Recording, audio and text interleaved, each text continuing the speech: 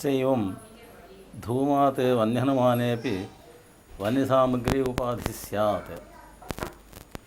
पूर्वम् उपाधिः संदिग्धोपाधिः निश्चितोपाधिश्चेति द्वेधा विभक्तः। यत्र साध्यव्यापकत्वं साधनाव्यापकत्वं च निश्चितं भवति सः निश्चितोपाधिः। यत्र तु साध्यव्यापकत्वं वा साधनाव्यापकत्वं वा साध्यव्यापकत्व साधनाव्यापकत्व उभयं वा संदिग्धं भवति सः संदिग्धोपाधिः इति पूर्वं निरूपितं। सस्यामः मित्रातनयत्वात् इत्यत्र शाकादि आहारपरिणतिजन्यत्वम् उपाधिः इत्यपि पूर्वं निरूपितमासीत्। तदुपरि सद्धेतुस्थलेपि संदिग्धोपाधिः अथवा निश्चितोपाधिः भवितुमर्हति इति आशङ्कते। यथा पर्वतो वह्निमान् धूमात् इत्यत्र वह्निसामग्री उपाधिः। यत्र यत्र धूमः अस्ति तत्र तत्र वह्निः अस्ति। वह्निः अस्ति चेत् वह्नेः सामग्री अपि अवश्यं भवेदेव। वह्निसामग्रीं विना वह्नेः वह्नेः उत्पत्त्यसम्भवात्। तथा च पर्वतो वह्निमान् धूमात् इत्यत्र वह्निसामग्र्यां साध्यव्यापकत्वं साधनाव्यापकत्वं च वर्तते। साध्यो वह्निः, वह्निः यत्र यत्र तत्र तत्र वह्निसामग्री इति साध्यव्यापकत्वं। साधनं धूमः, यत्र यत्र धूमः वर्तते तत्र सर्वत्र पर्वतादौ तत्र वह्निसामग्र्याः कदाचित् सन्देहः भवति चेत् वह्निसामग्र्यां संदिग्धोपाधित्वं भवेत्। यदि वह्निसामग्र्यां साध्यव्यापकत्वं वा साधनाव्यापकत्वं वा संदिग्धं भवति तथा वह्निसामग्री अपि संदिग्धोपाधिः स्यात् इति शङ्का। तत्र वदति तत्र संदिग्धोपाधेः प्रसक्तिरेव नास्ति। तत्र साध्यव्याप्यत्वं निश्चितं भवति। यथा वा तत्र वह्निनेव तत्सामग्र्यापि समं धूमस्य अनूपाधिकत्वनिश्चयात्। यथा धूमे वह्निव्याप्यत्वं निश्चितं तथा वह्निसामग्र्या अपि व्याप्यत्वं निश्चितमेव। धूमस्य वह्निव्याप्यत्वे सति वह्निसामग्रीव्याप्यत्वमपि अवश्यं भवत्येव। एवञ्च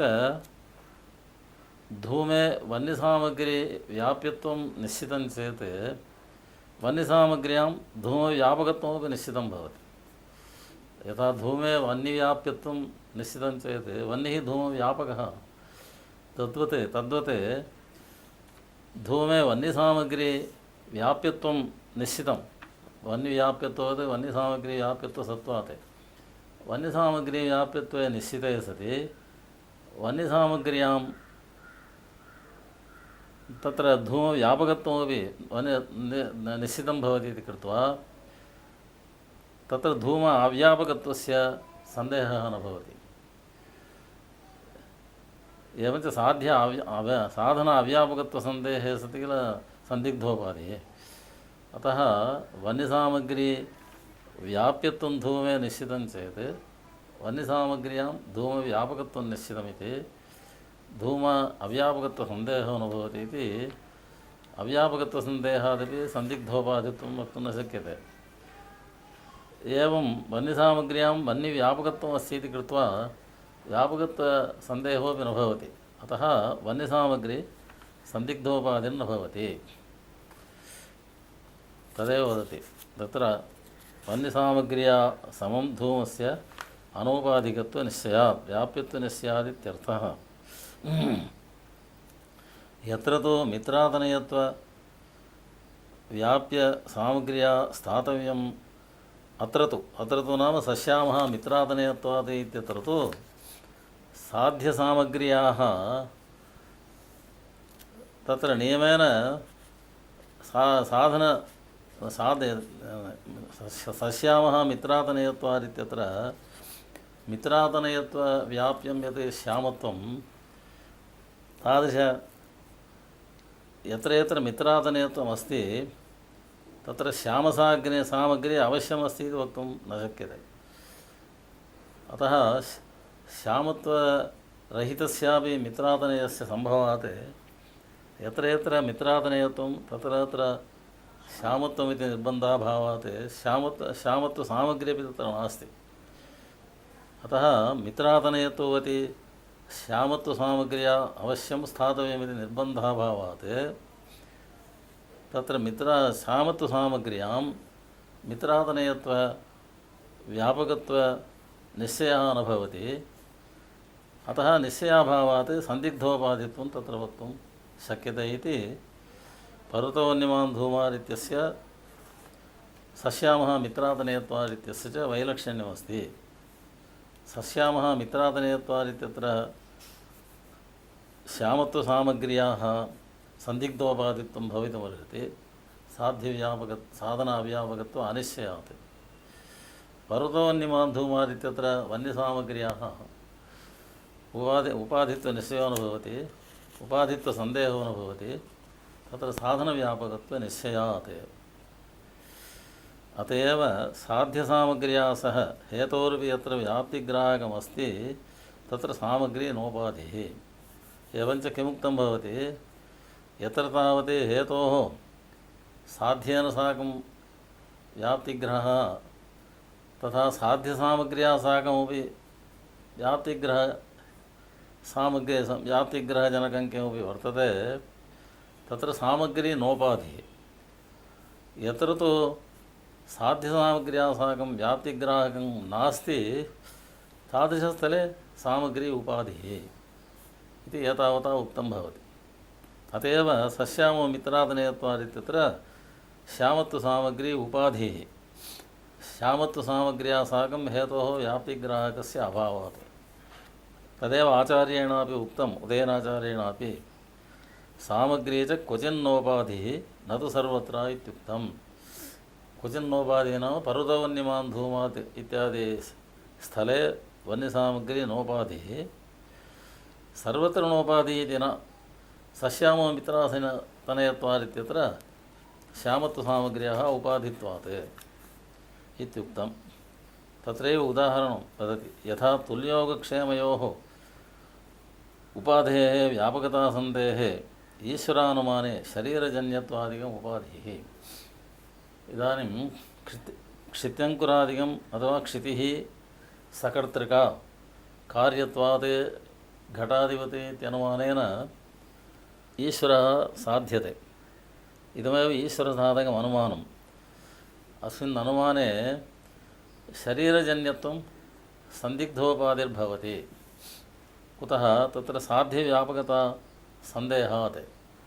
सकर्तृकत्वं साध्यं, यत्र यत्र सकर्तृकत्वं तत्र सर्वत्र शरीरजन्यत्वं वस्तुतः घटादौ सकर्तृकेषु घटादिषु कुलालादिशरीरजन्यत्वं वर्तते। अतः साध्यव्यापकत्वम् अस्ति। पक्षे तु क्षितौ शरीरजन्यत्वं नास्ति इति साधनाव्यापकत्वात् उपाधिः इति अत्र स्वीक्रियते। शरीरजन्यत्वम् उपाधिः इति स्वीक्रियते। परन्तु तत्र साधने साध्यव्याप्यतानिश्चायकः साधनाव्यापकशरीरजन्यत्वादौ साध्यव्यापकतानिश्चायकस्य तर्कः तत्र यदि नास्ति, सकर्तृकत्वव्याप्यतानिश्चायकः तर्कः, एवं कार्यत्व अव्यापकता निश्चायकः तर्कश्च यदि शरीरजन्यत्वादौ नास्ति तदानीं शरीरजन्यत्वं साध्यव्यापकता सन्देहात् सन्दिग्धोपाधिर्भवति। यदा तु साधने साध्यव्याप्यतानिश्चायकः एवं साधनाव्यापकशरीरजन्यत्वादौ साध्यव्यापकता निश्चायकस्य तर्को वर्तते, तदानीं तु सन्दिग्धोपाधिर्न भवति इति तात्पर्यं। तस्य अभिप्रायः कः इति चेत् वस्तुतः साध्याव्यापके शरीरजन्यत्वे साध्यव्यापकता निश्चायकः तर्कः नास्ति चेत् तत्र साध्यव्यापकता सन्देहो भवति। अतः सन्दिग्धोपाधिः इत्युच्यते। एवमेव साधने साध्यव्याप्यता निश्चायकः तर्कः नास्ति चेत् साधने साध्यव्याप्यता संशयो भवति। साध्यव्याप्यता संशयेन च साध्यव्यापकता संशयः तत्र उपादौ साध्यव्याप्यता संशयः जायते।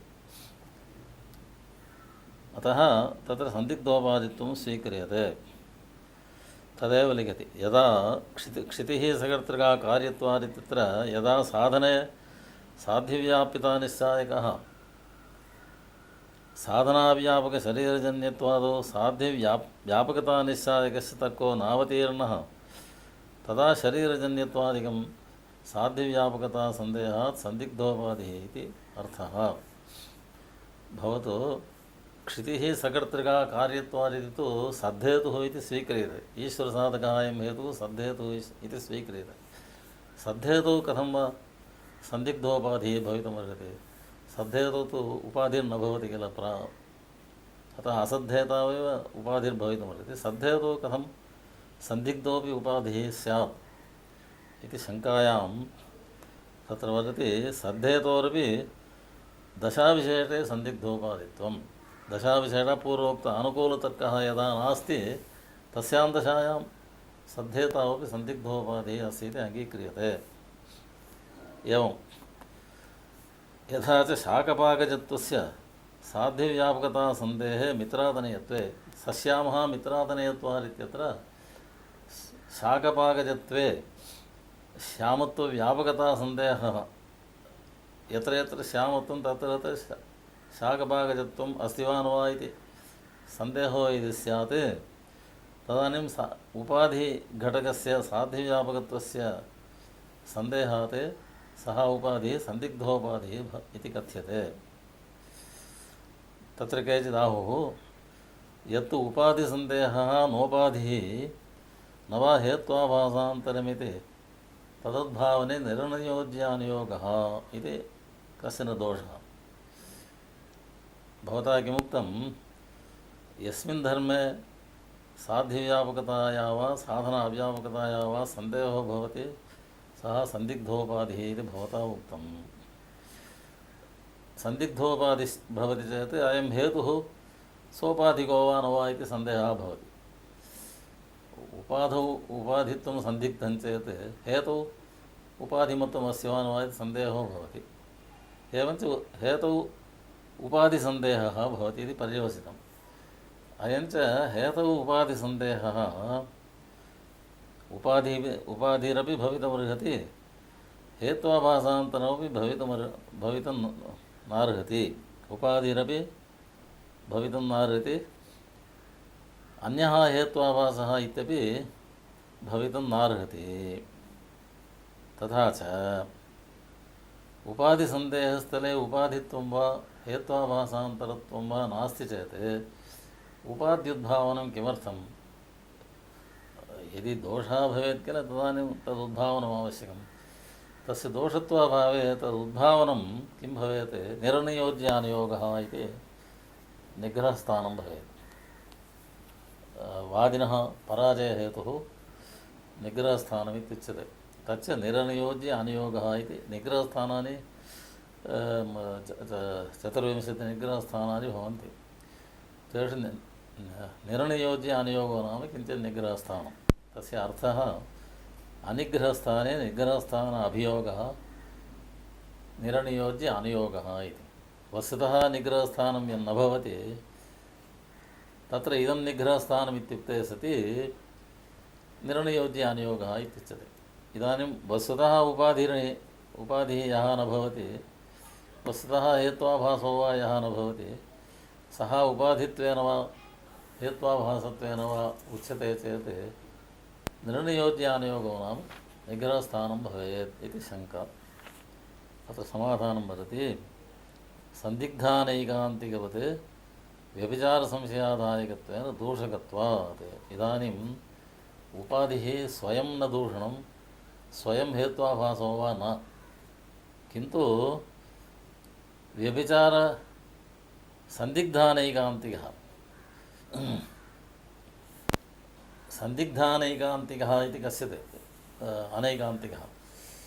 यत्र हेतुः व्यभिचारः सन्दिग्धो भवति स हेतुः सन्दिग्धानैकान्तिकः इत्युच्यते। तत्र सन्दिग्धानैकान्तिकः यथा हेत्वाभासत्वेन भवद्भिः अङ्गीक्रियते तथा उपाधिसंशयः यत्र वर्तते तत्र उपाधिसंशयात् व्यभिचारसंशयः भवति, हेतुः व्यभिचारसंशयो भवति। एवञ्च व्यभिचारसंशयप्रयोजकत्वात् उपाधिसंशयस्य संशयोपि दूषक एव, हेतुः दूषक एव। हेतुः व्यभिचारसंशयः यथा हेतुदूषकः तथा हेतुः उपाधिसंशयोपि व्यभिचारसंशयद्वारा हेतुदूषक एव भवति इति। अतः सन्दिग्धोपाधिरपि दूषकत्वमस्ति इति एतावता प्रतिपादितम्। तदुपरि अथ उपाधेः दूषकताबीजपूर्वपक्षः। अत्र उपाधेः एतावता प्रकारद्वयेन दोषकत्वम् उक्तं। व्यभिचारोन्नायकतया वा सत्प्रतिपक्षोन्नायकतया वा दोषकत्वमस्ति। तत्र व्यभिचारसंशयो वा सत्प्रतिपक्षसंशयो वा भवति चेदपि दोषकत्वं भवत्येव इति उपपादितम्। इतः परम् अयमेव विषयः पूर्वपक्षसिद्धान्ताभ्यां किञ्चित् स्पष्टीक्रियते। तत्रायं पूर्वपक्षः इदानीम् उपाधेः दूषकताबीजं चिन्त्यते। उपाधिः हेतोः दूषको भवति, हेतोः दूषकः भवति। अयं हेतुः दुष्टः इति ज्ञानं प्रति उपाधिज्ञानं कारणं भवति। अत्र उपाधेः हेतुदूषकत्वे किं बीजम् इति इदानीं विचार्यते। नाप्यस्य स्वव्यतिरेकद्वारा सत्प्रतिपक्षत्वेन दूषकत्वं। सामान्यतः पूर्वं बहुवारम् उक्तं, यत्र यत्र उपाधिर्भवति तत्र तत्र सत्प्रतिपक्ष उन्नयनद्वारा दोषकत्वम् इत्युक्तं। यथा पर्वतो धूमान् वह्नेः अथवा अयोगोळकं धूमवत् वह्नेः इत्यत्र आर्द्रेन्धनप्रभाववह्निमत्वम् उपाधिः। आर्द्रेन्धनप्रभाववह्निमत्वं च धूमव्यापकं भवति। धूमव्यापकस्य आर्द्रेन्धनप्रभाववह्निमत्वस्य पक्षे अभावात् व्याप्यस्य धूमस्यापि अभावः साध्यते। पर्वतो धूमवान् अथवा अयोगोळकं धूमवत् वह्निमत्वात् इत्युक्ते अयोगोळकं धूमाभाववत् धूमव्यापक आर्द्रेन्धनवह्निमत्वाभावात् इति अयं सत्प्रतिपक्षः। प्रकृतिहेतोः यत् साध्यं तद्विपरीतसाधकं हेत्वन्तरं सत्प्रतिपक्षः इत्युच्यते। अयोगोळकं धूमवद् वह्निमत्वात् इत्यत्र वह्निमत्वस्य धूमः साध्यः, तद्विपरीतः धूमाभावः। तत्साधकं हेत्वन्तरम् आर्द्रेन्धनप्रभाववह्निमत्वाभावः।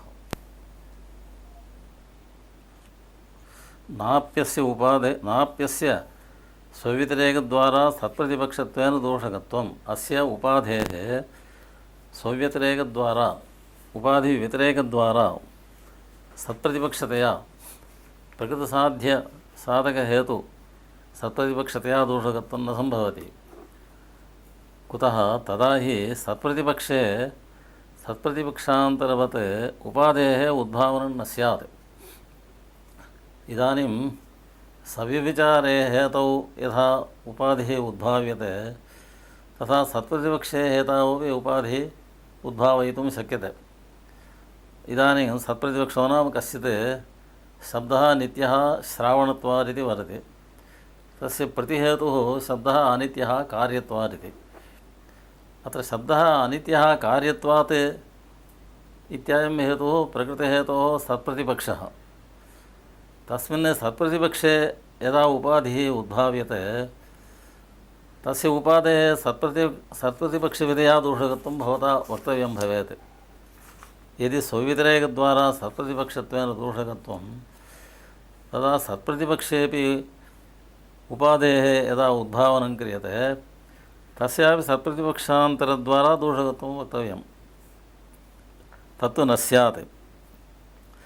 उदाहरणार्थमुच्यते स्वयं साध्यसाधकहेतोः उपन्यासानन्तरं शब्दः नित्यः श्रावणत्वादिति हेतोः उपन्यासानन्तरं वादिना साध्याभावसाधकः हेतुः उपन्यस्यते। शब्दः अनित्यः कार्यत्वादिति। तादृशस्थले प्रतिहेतुः उपाद्युद्भावनं न स्यात्।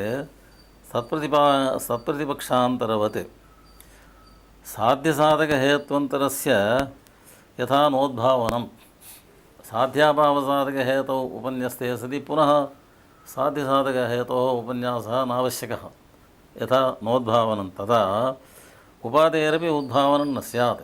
सत्प्रतिपक्षे उपादेः उद्भावनं न स्यात्।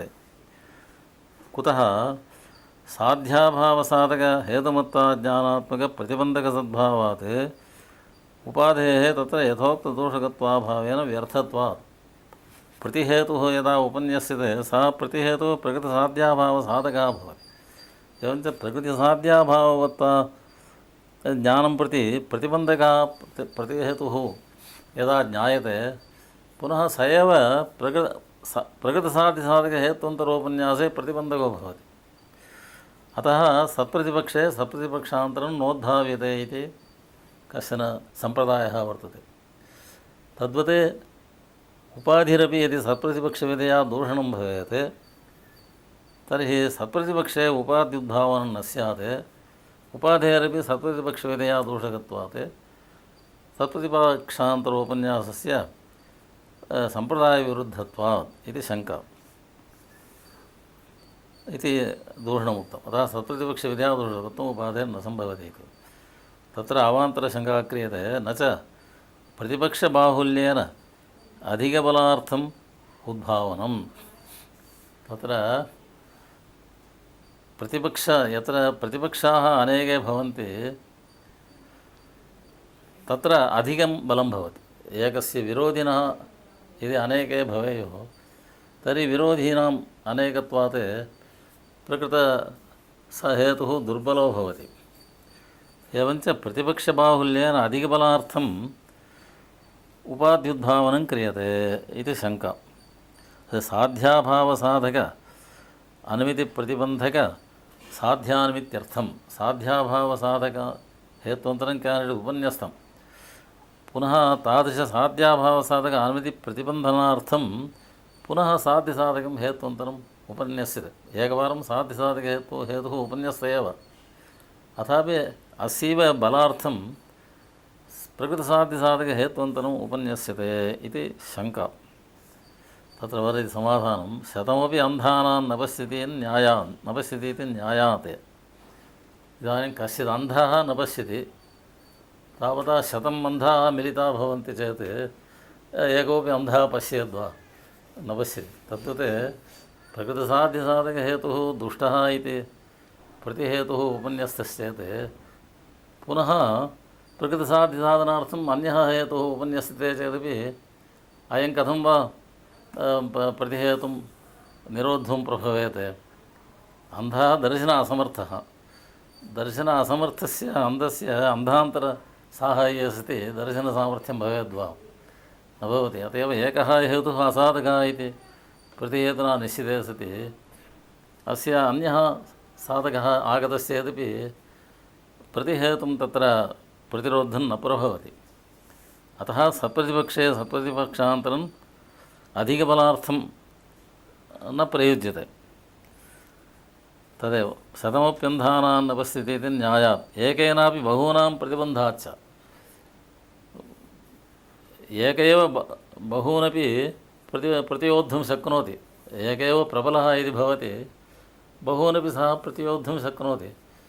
अतः प्रबलः एकः भवति चेत् प्राबल्यमेव एकस्यापि प्राबल्यं भवितुमर्हति बहूनामपि दौर्बल्यमपि भवितुमर्हति। अत्र किं बलं हेतोः व्याप्तिपक्षधर्मते बलं तच्च बलम् एकस्य प्रतिहेतोरस्ति चेत् तत् अनेकैरपि साध्यसाधकैः हेतुभिः तन्निरोधः कर्तुं न शक्यते। एवञ्च सत्प्रतिपक्षे सत्प्रतिपक्षान्तरोद्भावनम् अधिकबलार्थमिति वक्तुं न शक्यते। अतः सत्प्रतिपक्षान्तरोद्भावनं यथा न भवति तथा उपाधेः सत्प्रतिपक्षविधया दूषकत्वे सत्प्रतिपक्षे उपाद्युद्भावनं न स्यात् इति फलितम्। अत्र काचन पङ्क्तिरस्ति एकस्मादपि अन्वमितेः इति। अत्र व्याख्याता किञ्चित् क्लेशेन अर्थं वर्णयति। अन्वमितेः अनु अमितेः इति पदच्छेदः। अनु नाम पश्चात् एकसाध्यव्याप्य धर्मवत्ता ज्ञानात् पश्चात् अमितेः विशिष्टज्ञानम् इति विरहात् इत्यर्थः। एकसाध्यव्याप्य धर्मवत्ता ज्ञानमपि एकधर्मव्याप्य धर्मवत्ता ज्ञानमपि एकधर्मविरोधि ज्ञानं प्रतिबन्धुं शक्नोति। अतः एकधर्मविरोधि ज्ञानात्मकविशिष्टमिति न जायते इति अर्थः। अनुमितेः इति पाठे तु अनु पश्चात् मितेः, मितेः नाम विशिष्टबुद्ध्यभावस्य प्रमितेः। साध्याभावसाधकहेतुः एकः अस्ति चेत् तदनन्तरं साध्यसाधकबुद्ध्यभावः प्रमितः वर्तते। तस्मात् तेन प्रकृतसाध्यस्य प्रतिरुद्धत्वात् प्रकृतसाध्यसाधकहेत्वन्तरोपन्यासेपि प्रतिहेतोः विरोधः कर्तुं न शक्यते इति अभिप्रायो वर्णितः। किञ्च सन्दिग्धोपाधेः अदोषकतापाताच्च इदानीं सन्दिग्धोपाधिः दूषकः इति सर्वैः अङ्गीक्रियते। तत्र सत्प्रतिपक्षविधया दूषकत्वं यदि उपाधेरुच्यते, सन्दिग्धोपाधिस्थले उपाधिव्यतिरेकस्य सन्दिग्धत्वात् उपाधिः यदि सन्दिग्धो भवति तर्हि पक्षे उपाधिव्यतिरेकोपि सन्दिग्धे एव भवति, उपाध्यभावोपि सन्दिग्धे एव भवति। अतः सन्दिग्धेन उपाध्यभावेन प्रकृतसाध्याभावः कथं साधयितुं शक्यते? अतः सत्प्रतिपक्षविधया दोषकत्वम् अङ्गीक्रियते चेत् सन्दिग्धोपाधिस्थले उपाधि अभावस्य निश्चितत्वात् अनिश्चितत्वात् अनिश्चितेन उपाध्यभावेन प्रकृतसाध्याभावः साधयितुं न शक्यते इति साध्याभावसाधकतया उपाधेः दोषकत्वं न भवति इति पर्यवसितम्। अपि च एवम् उपाधेः सत्प्रतिपक्षविधया दोषकत्वस्वीकारे बाधोन्नीतपक्षेतरत्वस्य उपाधित्वं न स्यात्। बाधोन्नीतपक्षेतरत्वं नाम पर्वतो वह्निः अनुष्णः कृतकत्वात् इत्यत्र पक्षे वह्नौ अनुष्णत्वाभावस्य बाधितत्वात् तादृशस्थले वह्नीतरत्वम् उपाधिः इति स्वीक्रियते। तत्र वह्नीतरत्वस्य उपाधेः सत्प्रतिपक्षविधया दोषकत्वस्वीकारे वह्निः अनुष्णत्वाभाववान् वह्नीतरत्वाभावात् इति वक्तव्यम्। तदानीं वह्नीतरत्वाभावः हेतुः, अनुष्णत्वाभावः साध्यो भवति। तस्य वह्नीतरत्वाभावस्य असाधारणत्वम् अस्ति। पक्षमात्रवृत्तिर्हेतुः असाधारणः इत्युच्यते। वह्नीतरत्वाभावस्तु वह्निमात्रवृत्तिः इति कृत्वा तस्य असाधारणत्वात् सः वह्नीतरत्वाभावः साध्यव्यतिरेकं साधयितुं न शक्नोति। अतः साध्यव्यतिरेकसाधकत्वे किल उपाधिव्यतिरेकस्य उपाधेः सत्प्रतिपक्षविधया दोषकत्वं स्यात्। एतादृशस्थले वह्निः अनुष्णः इत्यादिस्थले वह्नीतरत्वस्य स्वव्यतिरेकेण साध्यव्यतिरेकसाधकत्वं न सम्भवति। स्वव्यतिरेकस्य पक्षमात्रवृत्तितया असाधारणत्वात्। किञ्च दोषान्तरं पक्षवृत्तिश्च उपाधिर्न स्यात्। क्वचित् पक्षवृत्तिरपि धर्मः साधन अव्यापकश्चेत् उपाधिः इति स्वीक्रियते। साधनाव्यापकत्वं प्रायशः पक्षान्तर्भावेण उपपाद्यते। क्वचित् पक्षान्तर्भावेण साधनाव्यापकत्वं न भवति, उपाधिः पक्षे वर्तते, परन्तु स्थलान्तरे साधनाव्यापकत्वं भवति चेत् सः उपाधिरिति स्वीक्रियते। तस्य उदाहरणं यथा घटः अनित्यः द्रव्यत्वात् इत्यत्र कार्यत्वम् उपाधिः। कस्यचित् द्रव्यत्वेन हेतुना घटस्य अनित्यत्वं साधयति। पटवत् पटः द्रव्यं भवति अनित्यो भवति तद्वत् घटोपि अनित्यः पटवत् द्रव्यत्वादिति तत्र कार्यत्वम् उपाधिः कथमिति चेत् यत्र यत्र अनित्यत्वं पटादौ तत्र सर्वत्र कार्यत्वमस्ति इति साध्यव्यापकत्वं भवति वर्तते एवं साधना अव्यापकत्वञ्च यत्र यत्र द्रव्यत्वम् आकाशादौ तत्र कार्यत्वं नास्ति इति कार्यत्वस्य द्रव्यत्व अव्यापकत्वमस्ति परन्तु कार्यत्वं पक्षवृत्तिः घटे पक्षे वर्तते पक्षे वर्तमानस्यापि कार्यत्वस्य द्रव्यत्वरूपहेत्वव्यापकत्वम् आकाशाद्यन्तर्भावेन भवति इति अयम् उपाधित्वेन स्वीक्रियते एवम् उदाहरणान्तरम् अन्धकारः द्रव्यं स्वातन्त्र्येण प्रतीयमानत्वात् कश्चित् वदति अन्धकारः द्रव्यं नैयायिकमते अन्धकारस्य द्रव्यत्वं नाङ्गीक्रियते मीमांसकाः अङ्गीकुर्वन्ति परन्तु मीमांसकाः अन्धकारः द्रव्यं स्वातन्त्र्येण प्रतीयमानत्वात् इति अनुमानं तत्र प्रयुञ्जते तस्मिन् अनुमाने अन्धकारं द्रव्यत्वेन ये नाङ्गीकुर्वन्ति ते अश्रावणत्वम् उपाधिः इति वदन्ति अत्र अन्धकारः पक्षः द्रव्यत्वं साध्यं स्वातन्त्र्येण प्रतीयमानत्वं हेतुः यत्र यत्र द्रव्यत्वं तत्र तत्र स्वातन्त्र्येण प्रतीयमानत्वम् अस्ति द्रव्यत्वं पटादौ वर्तते तस्य स्वातन्त्र्येण प्रतीयमानत्वम् अस्ति स्वातन्त्र्येण स्वातन्त्र्यं नाम किमिति चेत् स्वाश्रयविषयिकलौकिकसाक्षात्कार अविषयत्वे सति लौकिकसाक्षात्कारविषयत्वम् इदानीं पटः स्वाश्रयं विनापि दृश्यते अतः स्वाश्रयविषयिकलौकिकसाक्षात्कार अविषयत्वे सति लौकिकसाक्षात्कारविषयत्वं पटे अस्ति सः स्वातन्त्र्येण प्रतीयमानः इत्युच्यते अन्धकारोपि अन्धकारस्य आश्रयं विनैव अन्धकारः दृश्यते अस्माभिः अतः स्वाश्रयाविषयकसाक्षात्कारविषयत्वे अस्ति साक्षात्कारविषयत्वरूपं स्वातन्त्र्येण प्रतीयमानत्वम् अन्धकारे अस्ति अत्र एवम् अनुमानं वदति चेत् अत्र अश्रावणत्वम् उपाधिः यत्र यत्र अनित्यत्वं पटादौ तत्र अश्रावणत्वम् अस्ति एवं अन्धकारो द्रव्यं स्वातन्त्र्येण प्रतीयमानत्वम् अत्र द्रव्यत्वं साध्यं यत्र यत्र द्रव्यत्वं तत्र सर्वत्र अश्रावणत्वमस्ति द्रव्यत्वं तावत् पृथिव्यादौ श्रवणेन्द्रियजन्यप्रत्यक्षविषयत्वं नास्ति श्रावणत्वं शब्दस्य एकस्यैव अतः यत्र यत्र द्रव्यत्वं तत्र तत्र अश्रावणत्वमस्ति इति साध्यव्यापकत्वं भवति अश्रावणत्वस्य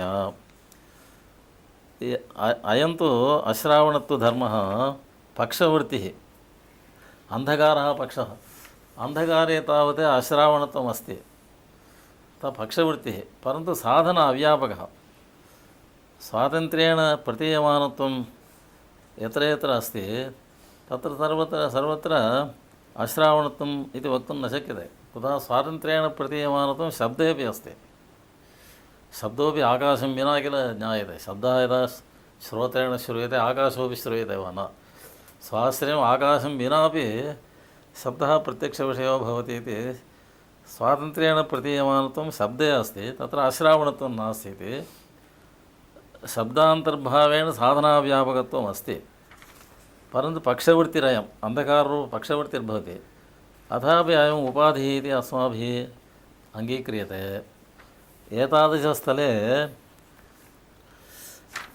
भवता स्वव्यतिरेकेण उपाधिव्यतिरेकेण साध्यव्यतिरेकः साधयितुं न शक्यते अत्र प्रथमानुमाने कार्यत्वम् उपाधिः यत्र कार्यत्वाभावात् घटः अनित्यत्वाभाववान् इति वक्तव्यं किल तथा वक्तुं न शक्यते तद्व्यतिरेकस्य घटः अनित्यः द्रव्यत्वात् इत्यत्र कार्यत्वस्य साधनाव्यापकत्वं साध्यव्यापकत्वम् अस्ति इति कृत्वा उपाधित्वम् उक्तम्। अयञ्च उपाधिः स्वव्यतिरेकेण पक्षे साध्याभावं साधयति इति वक्तव्यं किल। तदानीं घटः अनित्यत्वाभाववान् कार्यत्वाभावः इति वक्तव्यं। परन्तु घटे कार्यत्व अभावो नास्ति, घटस्य कार्यत्वात्। तथा च स्वव्यतिरेकस्य कार्यत्वव्यतिरेकस्य पक्षे अभावात् अनेन हेतुना पक्षे अनित्यत्वाभावः साधयितुं न शक्यते इति सत्प्रतिपक्षविधया दोषकत्वम् अत्र कार्यत्वस्य न स्यात्। एवमेव अन्धकारः द्रव्यं स्वातन्त्र्येण प्रतीयमानत्वात् इत्यत्र अश्रावणत्वम् उपाधिः। तत्र उपाध्यभावेन पक्षे साध्याभावः साधनीयः। अन्धकारः द्रव्यत्वाभाववान् अश्रावणत्वाभावात् इति वक्तव्यम्। इदानीम् अन्धकारे अश्रावणत्वमस्ति वा अश्रावणत्व अभावो अस्ति वा? अश्रावणत्वमेव वर्तते। अन्धकारः न हि श्रवणेन गृह्यते। एवञ्च अश्रावणत्व अभावस्य पक्षवृत्तित्वं नास्ति इति कृत्वा, पक्षवृत्तित्वं न ज्ञायते इति कृत्वा तेन अश्रावणत्वेन साध्याभावः साधयितुं न शक्यते। हेतोः पक्षवृत्तित्वग्रहे सत्येव किञ्चित् तेन साधयितुं शक्यते। एतादृश उपाधिस्थले उपाध्यभावस्य पक्षवृत्तित्वग्रहाभावात् तेन साध्यव्यतिरेकः साधयितुं न शक्यते इति अभिप्रायः। तद्व्यतिरेकस्य नाम उपाधिव्यतिरेकस्य पक्षावृत्तित्वात् पक्षवृत्तित्व अग्रहात् न च नायमुपाधिः। एतादृशस्थले उपाधित्वमेव नाङ्गीक्रियते। पक्षवृत्तेः धर्मस्य उपाधित्वमेव, यः धर्मः पक्षवृत्तिर्भवति तस्य उपाधित्वमेव नाङ्गीक्रियते इति न वक्तुं शक्यते। कुतः उपाधिलक्षणस्य सद्भावः। साध्यव्यापकत्वे अस्ति साधनाव्यापकत्वं हि लक्षणं, तत्तु उक्तस्थलेपि वर्तते। अतः तस्य उपाधित्वमेव नास्ति इति वक्तुं न शक्यते। अन्यथा दोषकत्वसम्भवाच्च। अन्यथा नाम पक्षावृत्तित्वं विनापि पक्षान्तर्भावेन साधनाव्यापकत्वमस्ति चेदेव दोषकत्वमिति नास्ति निर्बन्धः। पक्ष आवृत्तित्वं विनापि साधनाव्यापकत्वम् अस्ति चेत् उपाधेर्दोषकत्वं सम्भवत्येव। अतः अयम् उपाधिर्न भवति इति न शक्यते वक्तुम्। किञ्च साध्यव्याप्य अव्यापकत्वेन उपाधेः साध्याव्यापकत्वे तद्व्यतिरेकेण कथं सत्प्रतिपक्षः। किञ्च यत्र यत्र उपाधिः उद्भाव्यते तत्र सर्वत्र उपाधिः साधन अव्यापको भवति। साधनम् उपाध्यव्याप्यं साधनम् उपाध्यव्याप्यं भवति चेत् उपाधिः साधन अव्याप्योपि भवति, साधन अव्यापकः भवति। यथा वा साध्यं तावत् हेतुः साध्यव्याप्यो भवति। साध्यव्याप्यः हेतुः उपाधि अव्याप्यः भवति। साध्यव्यापकः उपाधिः, साध्यव्यापक उपाध्यव्याप्यः हेतुर्भवति। कथमिति चेत् हेत्वव्यापकत्वम् उपाधेर्लक्षणम् उक्तम्। अतः उपाधिः हेत्वव्यापकः भवति चेत् हेतुः उपाधि अव्याप्यो भवति। एवञ्च हेतुः साध्यव्याप्यः, साध्यव्याप्यं हेतुं प्रति उपाधिः अव्यापको भवति। साध्यव्याप्य अव्यापकस्य उपाधेः साध्य अव्यापकत्वम् आगच्छत्येव। यः व्याप्य अव्यापकः सः व्यापकाव्यापकः इति नियमः। यथा द्रव्यत्वव्याप्य पृथिवीत्व अव्यापकं गुणत्वादिकं द्रव्यत्व अव्यापकं भवति। द्रव्यत्वव्याप्यं पृथिवीत्वं, पृथिवीत्व अव्यापकं गुणत्वं, तत् द्रव्यत्व अव्यापकं च भवति। तद्वत् साध्यव्याप्य हेतोः अव्यापकः उपाधिः साध्यस्यापि अव्यापको भवति। यदि उपाधिः साध्य अव्यापको भवति तर्हि तद्व्यतिरेकेण पक्षे साध्याभावः कथं साधयितुं शक्यते। व्यापकव्यतिरेकेण किल व्याप्यव्यतिरेकः साधयितुं शक्यते, अव्यापकव्यतिरेकेण व्याप्यव्यतिरेकः कथं साधयितुं शक्यते। अतः सत्प्रतिपक्षः उपाधिस्थले नैव सम्भवति इति। तदेव न हि अव्यापकव्यतिरेकात् अव्याप्यव्यतिरेकः नापि व्याप्तिग्रहरूपतया। भवतु उपाधिः सत्प्रतिपक्षविधया दूषको मा भूत्, व्याप्तिविरहरूपतया दूषकः। उपाधिः व्याप्त्यभावः, एवञ्च व्याप्त्यभावरूपतया दूषकः इति भवतु इति चेत् तद् नापि व्याप्तिविरहरूपतया असिद्धत्वेन इति पर्यन्तं वाक्यम् आवश्यकम्। अत्र मध्ये व्याप्तिविरहरूपतया इत्यनन्तरं कमा वर्तते, तन्निष्कासनीयम्। असिद्धत्वेन इत्यनन्तरं तत् संयोजनीयम्। एवञ्च उपाधिः व्याप्तिविरहरूपः भवति, अतः व्याप्तिः विरहः व्याप्यत्वासिद्धिः भवति। व्याप्यत्वासिद्धिविधया उपाधिर्दोषको भवतु इति चेत् तन्न। औपाधिकत्वस्य अनौपाधिकत्वस्य व्याप्तित्वविरहात्। यदि अनौपाधिकत्वं व्याप्तिर्भवेत् तदानीमेव उपाधिः व्याप्त्यभावरूपः भवेत्। तदानीम् अनौपाधिकत्वं न व्याप्तिः इति व्याप्तिप्रकरणे दूषितम्। एवञ्च अनौपाधिकत्वस्य व्याप्तित्वविरहात् उपाधिः व्याप्त्यभावरूपो न भवति इति कृत्वा व्याप्त्यभावरूपः सन् असिद्धविधया दूषकः इति वक्तुं न शक्यते। भवतु एवं भवतु। नापि अनौपाधिकत्वज्ञानस्य व्याप्तिदेः हेतुत्वेन व्याप्तिज्ञानकारणविघटकतया व्याप्यत्वासिद्धे अन्तर्भावः। अत्र उपाधेः व्याप्यत्वासिद्धे अन्तर्भावः एवम् उपपाद्यते। अनौपाधिकत्वज्ञानं व्याप्तिज्ञानं प्रति हेतुः। अयं हेतुः अनौपाधिकः न उपाध्यभाववान्। एवञ्च उपाध्यभाववान् इति ज्ञानमस्ति चेत् अयं साध्यव्याप्यः इति व्याप्तिर्भवति। एवञ्च व्याप्तिज्ञानं प्रति अनौपाधिकत्वज्ञानं कारणम्। तादृश अनौपाधिकत्वज्ञानस्य सोपाधिकत्वज्ञानं प्रतिबन्धकम्। अयं हेतुः सोपाधिकः इति ज्ञाने सति अनौपाधिकत्वज्ञानं न भवति। अनौपाधिकत्वज्ञानाभावे व्याप्तिज्ञानं न भवति। अतः अनुमितिकारणीभूतं यत् व्याप्तिज्ञानं तादृशव्याप्तिज्ञानस्य कारणं यत् अनौपाधिकत्वज्ञानं तत्प्रतिबन्धकतया उपाधिज्ञानस्य व्याप्यत्वासिद्धे अन्तर्भावः। व्याप्तिज्ञानविघटकत्वात् व्याप्तिज्ञाने अन्तर्भावः, व्याप्यत्वासिद्धे अन्तर्भावः इति शङ्का तत्र वदति। इदानीं साक्षात् अनुमितिं प्रति वा अनुमितिकारणव्याप्तिज्ञानं प्रति साक्षात् यत् प्रतिबन्धकं तस्यैव हेत्वाभासत्वम् अङ्गीक्रियते। इदानीम् उपाधिज्ञानं तावत् साक्षात् अनुमितिं न प्रतिबध्नाति, अनुमितिकारणीभूतं व्याप्तिज्ञानमपि न प्रतिबध्नाति। किन्तु व्याप्तिज्ञानस्य कारणं यत् अनौपाधिकत्वज्ञानं तदेव प्रतिबध्नाति। तावता अस्य हेत्वाभासत्वं न भवति। तदेव न हि अन्यस्य साध्यव्यापकत्वसाधनाव्यापकत्वज्ञानम् अन्यस्य व्याप्तिज्ञाने स्वतः प्रतिबन्धकं, साक्षात् प्रतिबन्धकं न भवति।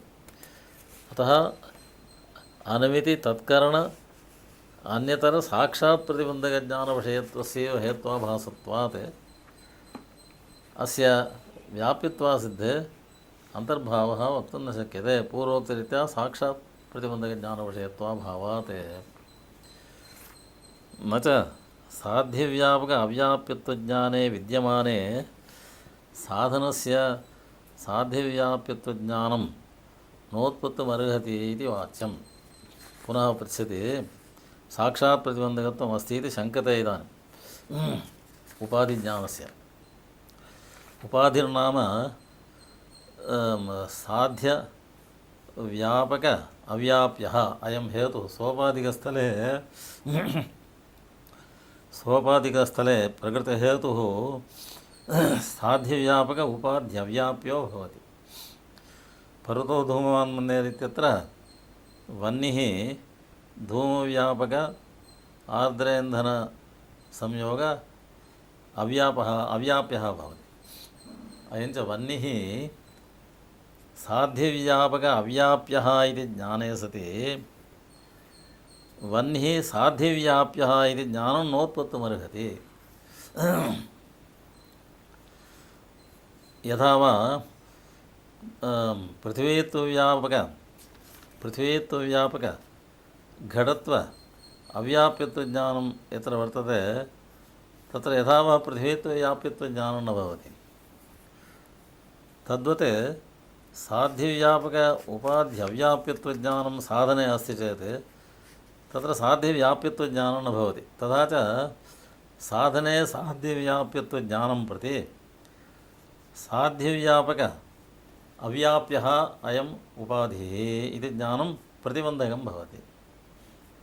न साध्यव्यापक उपाध्यव्याप्यः हेतुः साध्यव्याप्यः इति ज्ञानं प्रति हेतुः साध्यव्यापक उपाध्यव्याप्यः इति ज्ञानं प्रतिबन्धकं व्याप्तिज्ञानं प्रति अव्याप्यत्वज्ञानस्य प्रतिबन्धकत्वात्। तथा च साक्षादेव व्याप्तिज्ञानप्रतिबन्धकतया उपाधिज्ञानम् उपाधिदोषः इति शङ्का। तत्र न हि साध्यव्यापकव्याप्यत्वज्ञानं व्याप्तिज्ञानकारणं येन तत्प्रतिबन्धकं स्यात्। इदानीं व्याप्तिज्ञानं प्रति साध्यव्यापकव्याप्यत्वज्ञानं यदि कारणं स्यात् तर्हि तादृश ज्ञानं प्रति साध्यव्यापक अव्याप्यत्वज्ञानं प्रतिबन्धकं भवेत्। साध्यव्यापकव्याप्यत्वज्ञानं व्याप्तिज्ञानकारणं न भवति इति कृत्वा तत्प्रतिबन्धकत्वं साध्यव्यापक अव्याप्यत्वज्ञानस्य वक्तुं न शक्यते। एवञ्च जनकज्ञानप्रतिबन्धकस्यैव दोषत्वम्। अतः जनकज्ञानप्रतिबन्धकत्वं कथमपि न भवति इति उपाधेः दोषत्वं न वक्तुं शक्यते इत्यभिप्रायः। तदनन्तरं किन्तु साध्यव्यापकव्यभिचारित्वेन साध्यव्यभिचारित्वज्ञानद्वारा तथा च उपाधेः दोषकत्वं वक्तव्यं चेत् साध्यव्यापकः यः उपाधिः तद्व्यभिचारित्वात् प्रकृतिहेतोः साध्यव्यभिचारित्वं ज्ञातव्यं भवति। तच्च साध्यव्यभिचारित्वज्ञानं व्याप्तिज्ञानप्रतिबन्धकं भवति। अत्र उपाधिज्ञानं तु साध्यव्यापकत्वरूप उपाधिज्ञानं तु व्याप्तिज्ञानं प्रति साक्षात् प्रतिबन्धकं नैव भवति। उपाधिज्ञानेन साध्यव्यभिचारज्ञाने सति तदनन्तरं व्याप्तिज्ञानप्रतिबन्धो जायते। एवञ्च तदेव किन्तु साध्यव्यापकव्यभिचारित्वेन हेतुना प्रकृतिहेतुः साध्यव्यापकव्यभिचारित्वं ज्ञातव्यं। तच्च ज्ञानं व्याप्तिज्ञानप्रतिबन्धकम् इति रीत्या उपाधेः दोषकत्वं वक्तव्यं। तच्च हेत्वाभासलक्षणाक्रान्तं न भवति। अनुमितितत्करण अन्यतरज्ञानं प्रति साक्षात् प्रतिबन्धकज्ञानविषयस्यैव हेत्वाभासत्वात् नापि व्यभिचारोन्नायकत्वेन भवतु साक्षात् व्यभिचारोन्नायकत्वेन प्रतिबन्धकत्वाभावे तत्र हेत्वाभासलक्षणे एव साक्षाद्वा परम्परया वा अनुमितितत्करण अन्यतरज्ञानप्रतिबन्धकज्ञानविषयत्वं हेत्वाभासत्वमिति हेत्वाभासस्यैव लक्षणं परिष्कुर्मः। तथा च परम्परया व्याप्तिज्ञानप्रतिबन्धकस्यापि उपाधिज्ञानस्य प्रतिबन्धकं यत् उपाधिज्ञानं तद्विषयस्यापि उपाधेः दोषत्वं भवतु इत्याशङ्क्य तत्राह एवं परम्परया भवता कथनेपि तत्र दोषः वर्तते। नापि व्यभिचारो उन्नायकत्वेन नाम व्यभिचार अनुमापकत्वेन उपाधेर्दोषकत्वं न भवति। यथा हि साध्यव्यापकव्यभिचारितया साधनस्य साध्यव्यभिचारित्वम् अनुमेयम् भवता किमुच्यते इदानीम् उपाधिः स्वव्यभिचारित्वेन हेतुना हेतौ साध्यव्यभिचारं प्रयोजयति, साध्यव्यभिचारज्ञानं जनयति, तच्च ज्ञानं व्याप्तिज्ञानप्रतिबन्धकं भवति इति कृत्वा साक्षात् परम्परया वा अन्विति तत्करण अन्यतरप्रतिबन्धकज्ञानविषयत्वरूपं हेत्वाभासत्वम् अत्र अस्ति इति भवता उपपाद्यते। तत्र अयं दोषः, तत्र इदम् आलोचनीयमस्ति। साधनस्य साध्यव्यभिचारित्वं कुतः इत्युक्ते साध्यव्यापक उपाधिव्यभिचारित्वात् इत्युक्तं। यः व्यापकव्यभिचारी भवति सः व्याप्यव्यभिचारी भवति। यथा पृथिवीत्वव्यापक द्रव्यत्वाभाववद्वृत्ति गुणत्वं पृथिवीत्वाभाववद्वृत्ति भवति। तद्वत् प्रकृतसाध्यव्यापक उपाधिव्यभिचारी प्रकृतिहेतुः प्रकृतसाध्यव्यभिचारी इति भवता उच्यते। अनैव रीत्या साध्यव्याप्यव्यभिचारित्वेन उपाधौ साध्याव्यापकत्वमपि अनुमातुं शक्यते। कथमिति चेत् उपाधेः साध्यव्यापकत्वं वर्तते। साध्यव्याप्यः यः हेतुः तद्व्यभिचारित्वमपि उपाधेर्वर्तते। कुतः साधनाव्यापकत्वात् उपाधेः साधनस्य च साध्यव्याप्यत्वात् साध्यव्याप्य प्रकृतसाधनव्यभिचारित्वम् उपाधौ अस्ति इति कृत्वा तादृश साध्यव्याप्यव्यभिचारित्वेन हेतुना साध्य अव्यापकत्वम् उन्नेतुं शक्यते। यथा द्रव्यत्वव्याप्यव्यभिचारित्वेन हेतुना गुणत्वे द्रव्यत्वव्यभिचारित्वम् अनुमीयते, तद्वत् प्रकृतेपि साध्यव्यभिचारित्वम् अनुमातुं शक्यते। साध्यव्यभिचारित्वं नाम साध्य अव्यापकत्वम् इत्यर्थः। तथा च साध्याव्यापकत्वे अनुमिते सति इदानीं साध्यव्यापकत्वाभावात् व्यापकाभावात् व्याप्याभावः इति रीत्या दोषकत्वं नैव सम्भवति। एवं साध्याव्यापकत्वं यदि उन्नीयते तर्हि साध्यव्यापकत्वघटितम् उपाधिलक्षणं तत्र नास्ति इति अभिप्रायः।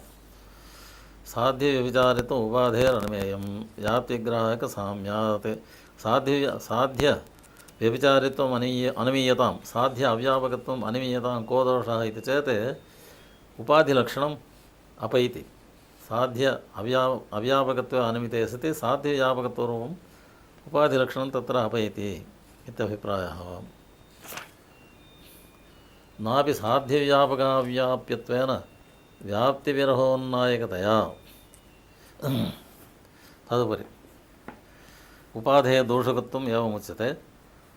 साध्यव्यापकः यः उपाधिः तदव्याप्यत्वात् हेतुः साध्यव्याप्तिविरहो नास्ति। अयं हेतुः साध्यनिरूपितव्याप्त्यभाववान् साध्यव्यापक उपाध्यव्याप्यत्वात् इति रीत्या व्याप्तिविरहो उन्नायकतया उपाधेः दोषकत्वं भवतु इति चेत् तथा न। साध्यव्याप्य अव्यापकत्वेन उपाधेरेव साध्याव्यापकत्वसाधनात् भवता एवं साध्यते। मया तु उपाधिः साध्यव्याप्य अव्यापकः। यथा वा प्रकृतसाधनं साध्यव्यापक उपाध्यव्याप्यं तथा उपाधिरपि साध्यव्याप्य प्रकृतेः त्वव्यापकः भवति इति कृत्वा उपाधेः साध्य अव्यापकत्वम् उन्नीयते। यथा वा द्रव्यत्वव्याप्य पृथिवीत्वाव्यापकं गुणत्वं द्रव्यत्वाव्यापकं तद्वत् प्रकृतधूमव्याप्य वन्यव्यापकः उपाधिः आर्द्रेन्द्रसंयोगः धूम अव्यापकः इति साध्यते। तथा च धूम अव्यापकत्वात् धूमव्यापकत्वघटितम् उपाधिलक्षणं तत्र नागच्छति।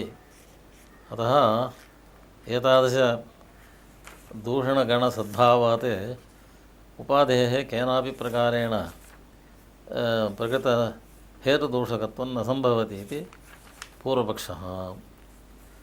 अथ उपाधिदोषकताबीजसिद्धान्तः। इतः परं सिद्धान्ते उपाधेः दोषकत्वं कथमिति दोषकत्वप्रकारः निरूप्यते। उच्यते आर्द्रेन्धनवत्वादेः तर्कादिना साधनाव्यापकत्वे निश्चिते दोषकताबीजचिन्तनं तदेव वदति। आर्द्रेन्धनवत्वम् उपाधिः इत्युच्यते वादिभिः सर्वैरपि। पर्वतो धूमवान् वह्नेः इत्युक्ते अथवा अयोगोलकं इति उक्तेपि वा आर्द्रेन्धनवत्वम् उपाधिः इति उच्यते। तादृशस्थले उपाधौ आर्द्रेन्धनवत्वे साध्यव्यापकत्वं वा साधनाव्यापकत्वं वा यदि निश्चितं भवति तदानीमेव अस्य कथं दोषकत्वमिति दोषकताबीजस्य चिन्तनस्य अवसरो भवति। यदि तु निश्चये एव नास्ति, साध्यसाधन सहचारदर्शनेन उपाधौ साध्यव्यापकता निश्चये एव नास्ति, साध्यसाधनयोः सहचारदर्शनमस्ति, सहचारदर्शनेन वा तर्केण वा उपाधेः साध्यव्यापकता निश्चये एव नास्ति, तदानीम् उपाधित्वनिश्चयाभावात् दोषकतैव नास्ति इति क्व बहिर्भाव अन्तर्भावचिन्ता। अतः उपाधिः कस्मिन् दोषे अन्तर्भवति, दोषे अन्तर्भवति वा न वा इत्याकारचिन्तायाः अवसरः कदा भवति इत्युक्ते यदि साध्यव्यापकत्वं साधनाव्यापकत्वं च निश्चितं भवति तदैव अस्याः चिन्तायाः अवसरः भवति। भवतु तावता किम् इति चेत् अतः एवं वक्तव्यं। किञ्च इति वर्तते। किञ्च नाम अतः साध्यव्यापकत्वे साधनाव्यापकत्वे च निश्चिते सत्येव उपाधेः दोषकताबीजचिन्तायाः अवसरः इति प्रथमतः मनसि धारणीयम्। एवं धारिते सति अतः सत्प्रतिपक्षतया व्याप्यत्वासिद्धतया स्वातन्त्र्येण वा यदि दोषत्वं सर्वथा साध्यव्यापकतानिश्चयो वक्तव्यः। भवता भवतु सत्प्रतिपक्षविधया वा दोषकत्वम् उच्यतां, व्याप्यत्वासिद्धतया वा दोषकत्वम् उच्यतां, स्वतन्त्रतया वा दोषकत्वम् उच्यतां, सर्वथा उपाधेः साध्यव्यापकत्वं निश्चेतव्यं। साध्यव्यापकत्वे निश्चिते सत्येव पूर्वोक्त दोषकत्वप्रकारस्य अवसरः। तेन विना नाम साध्यव्यापकतानिश्चयेन विना तेषाम् अभावात् सत्प्रतिपक्षत्व व्याप्यत्वासिद्धत्व स्वतन्त्रदोषत्वानाम् अभावात्। तस्मात् किमागतम् एतावता उपाधेः दोषकत्वं वक्तव्यं चेत् आदौ तस्य साध्यव्यापकत्वं निश्चेतव्यं। साध्यव्यापकत्वे निश्चिते सति प्रकृतिहेतौ व्यभिचारनिश्चयः अवश्यं भवत्येव। कुतः साध्यव्यापकः यः उपाधिः तद्व्यभिचारित्वं प्रकृतिहेतुः अस्ति इति कृत्वा प्रकृतेः तु प्रकृतिसाध्यव्यभिचारे इति निश्चयः अवश्यं भवति। यदि तु उपाधौ साध्यव्यापकत्वम् अनिश्चितं सन्दिग्धं वर्तते तर्हि उपाधौ साध्यव्यापकत्वसन्देहात् प्रकृतिहेतौ व्यभिचारसंशयः अवश्यं भवत्येव इति व्यभिचारनिश्चयः तत्संशयः इति व्यभिचारज्ञानद्वारा साध्यव्यापक अव्याप्यत्वेन व्याप्तिविरहोन्नायकतया वा उपाधेर्दोषकत्वं। व्यभिचारसंशयो वा भवतु व्यभिचारनिश्चयो वा भवतु उभयोरपि व्याप्तिज्ञानप्रतिबन्धकत्वमस्ति। व्याप्तिज्ञानं प्रति व्यभिचारसंशयोऽपि प्रतिबन्धकः। एवञ्च उपाधौ साध्यव्यापकता संशये सति व्यभिचारसंशयात् व्याप्तिविरहः प्रकृतिहेतौ सिद्ध्यति। उपाधौ साध्यव्यापकत्वनिश्चये सति प्रकृतिहेतौ व्यभिचारनिश्चयात् व्याप्तिविरहः निश्चितो प्रकृतिहेतौ। तथा च सर्वथा व्याप्तिविरह उन्नायकतया व्याप्तिविरह अनुमापकतया उपाधेर्दोषकत्वम् इति सिद्धान्तः। तस्मात् उपाधिः स्यात् व्यभिचारनिश्चयः तत्संशयात् तत्संशयः उपाधिसंशयात् व्यभिचारसंशयः इति व्यभिचारज्ञानद्वारा साध्यव्यापक अव्याप्यत्वेन व्याप्तिविरहोन्नायकतया वा एवञ्च व्यभिचारज्ञानद्वारा वा अथवा प्रकृतिहेतुः साध्यव्याप्तिशून्यः साध्यव्यापक अव्याप्यत्वात् इत्येवं व्यभिचारविरह उन्नायकतया वा व्याप्तिविरह उन्नायकतया उपाधेः दोषकत्वम्।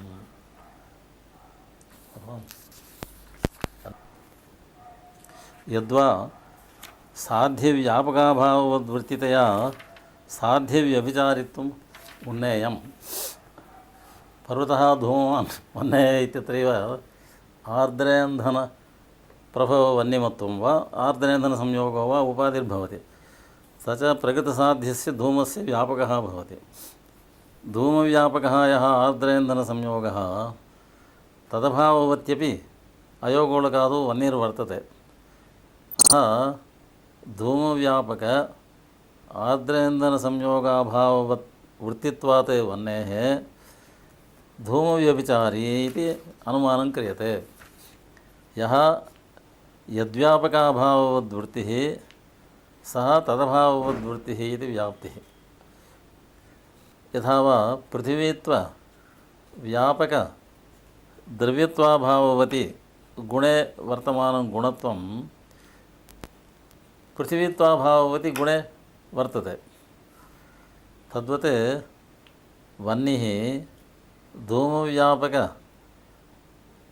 आर्द्रेन्धनसंयोग अभाववद्वृत्तित्वात् धूमव्यभिचारी धूमाभाववद्वृत्तिः इति एवं रीत्या प्रकृतिसाध्याभाववद्वृत्तित्वरूप व्यभिचारविषयक अन्वितिजनकत्वम् उपाधेः भवति इति व्यभिचारोन्नायकतया उपाधेर्दोषकत्वमिति पर्यवसितम्। एतदनन्तरं पङ्क्तिद्वयं वर्तते।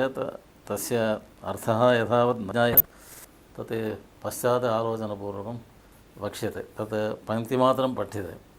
न च साधनाभाववृत्तित्वम् उपाधिः इति वाच्यम् उपाधिमात्रोच्छेदप्रसङ्गात् सत्प्रतिपक्षे पूर्वसाधनव्यतिरेकवत् अवृत्तिगगनादौ साध्याव्यापकत्वात् संयोगादौ हेतौ साधनव्यापकत्वाच्च इति वर्तते।